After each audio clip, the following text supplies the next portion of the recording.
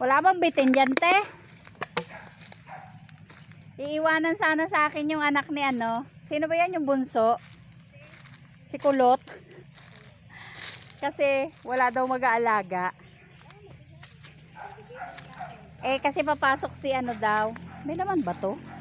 Si Papa. Sinama na lang ni ano.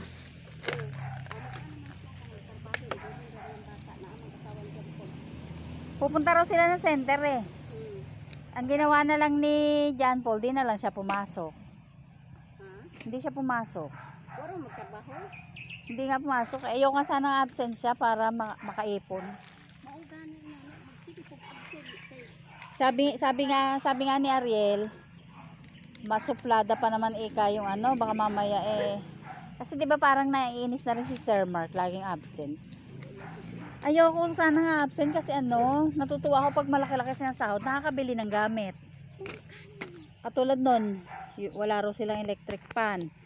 Nitong sahod, inihatid pa siya ng ninong niya doon sa lots.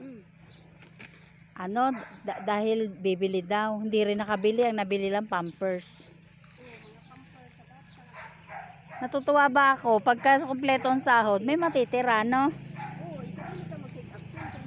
Kaya nga. Eh katulad niya, no? Ano na nga siya sa pamasahe, wala na siyang problema, di ba?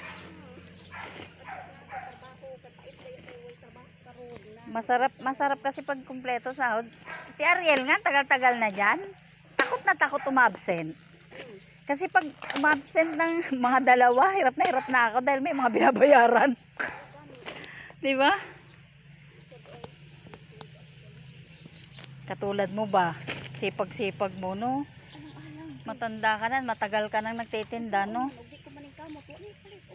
Kasi pag natigil ka sa bahay, may isip mo lang, no? Nanay ko ganyan. Kaya mahal na namin nanay namin. Parang, kahit na sabihin kami may mga trabaho, may mga malalaki na, gusto niya naghahanap buhay siya kasi pag uuwi niya, andun yung mga apo nangihingi. Hoy, ba't inaaway nyo yan? Hindi man nangagat yan, te. Takot ka rin pala sa aso. Uusyoso lang ba sila? Dagdagan mo yan, kulang pa. Mabigat lang buhatin, ano? Sa amin maraming ganyan eh. Minsan nang kumukuha ko, inaano ko. Ba't ba tinatahulan nyo si Lola? Marami na rin magagawa dyan. Kung malapit ka lang, tulungan kita. Maano kasi? Tama ram na. Manguha pa pag udlat. Pero di ba mas masarap yan ano, yung tinutuyo? Kukuha ka marami tapos ibibilad.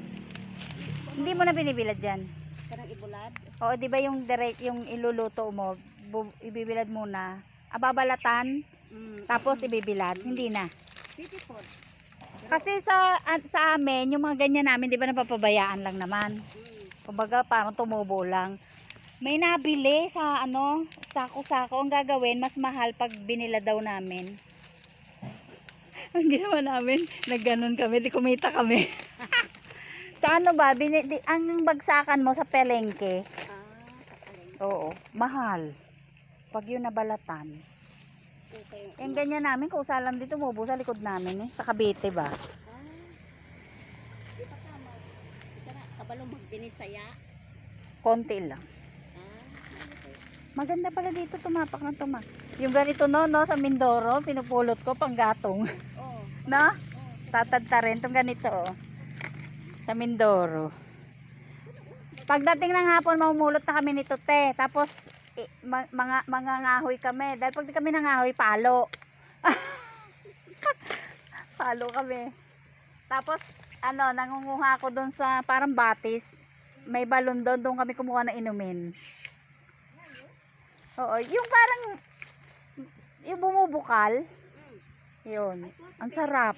Ang sarap. Ngayon wala na, madumi na ngayon ang lupa. May laman kaya to? Parang nalaglag lang to. Ay, butas. Parang may may laman. Ito, parang may laman tong isa na to. Di ba? Lagay natin doon. Hindi to nakita ni Papa. Yan, lagay na. Nalaglag yan dun eh, sa taas. Itong langka oh. Nakakabenta sila dito. Sa inyo walang mga puno-puno. Yan oh. Nakakabenta sila. Nagaano lang kasi ako kaya ako nagpapaaraw ba. Mabigat na nga ito te. Ay oo nga mabigat na. Tama na kami. Noon ako nangangahoy ganyan no. Ang mahirap nito, ang pababa madali. Ang mahirap paakyat. Nangangahoy kami. Wala pa tayo mga. Nung araw, 'di ba mahirap ang buhay pa noon. Nagaano kami na nangangahoy. Sabi ko kay aririgawa ako ng kalangkahoy, yung may bubong. Para hindi bili ng bili. Mahal kayo magmalit o kahoy. Kaya nga. Eh dito mamulot ka lang ng ganito oh, gatong na 'yan. Dali, mga palwa. Sabi ni Ariel, masipag ikaya si ante, kayo daw. Tingnan mo hanggang ngayon nagtitinda pa. Sabi. Noon pa ikayan. Kasi daw pala mas ikaw daw ang nagtatrabaho. Ako gani kay paralyze ba yang isa no? Parang si Mama. Ha? Di ba parang si Mama? Siya din ang naghahanap buhay. Mahina man sabi, mahina ika kasi si Tio, mahina sabi. Kuan ko nakabok akong anak siyang.